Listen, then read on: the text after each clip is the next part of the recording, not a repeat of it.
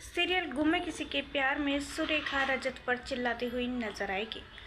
दोस्तों, हम आपको बता दें कि रजत नशे की धुत में सभी के घर पर पहुंच जाता है और सभी से कहता है कि सभी, आखिर तुम्हें मुझसे क्या चाहिए? तुम क्यों मेरे और मेरी बेटी का पीछा नहीं छोड़ देती? जब देखो तुम जब सही के पास मंडराती रहती हूँ।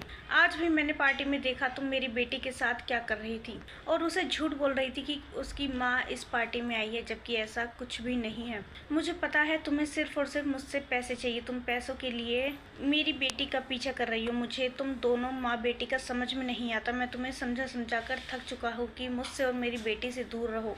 तुम्हें पैसे चाहिए ना, ये लो, तुम्हें जितने पैसे चाहिए उतने ले लो, लेकिन मेरी और मेरी बेटी का पीछा छोड़ दो। वहीं सुरेखा आ जाती है और रजत को सुनाती है। सुरेखा रजत से कहती है कि मेरी बहू पर इल्ज़ाम लगाने की तुम्हारी हिम्मत कैसे हुई? क्या कहा तुमने?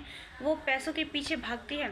लालची तो तुम हो जो पैसे के लिए अपनी बेटी तक का ध्यान नहीं रख पाते, और इल्ज़ाम तुम सभी पर लगा रहे हो कि वो पैसों के लिए तुम्हारे पास आती है। सभी को तुम्हारे अंदर कोई भी इंटरेस्ट नहीं है। सभी की सगाई किसी और के साथ हो चुकी है और जल्दी ही उसकी शादी भी हो जाएगी, इसलिए वो तुम्हारी जैसे लड़कों की तरफ तो मुड़कर भी नहीं देखेगी। और बात रही तुम्हारी बेटी की, तो वो सभी सिर्फ उसकी क्लास टीचर है। वो क्लास टीचर होने के नाते सही का ध्यान रखती है, क्योंकि तुम पर अपनी बेटी का ध्यान नहीं रखा जाता, इसलिए मेरी बहू सभी तुम्हारी बेटी का ध्यान रखती है।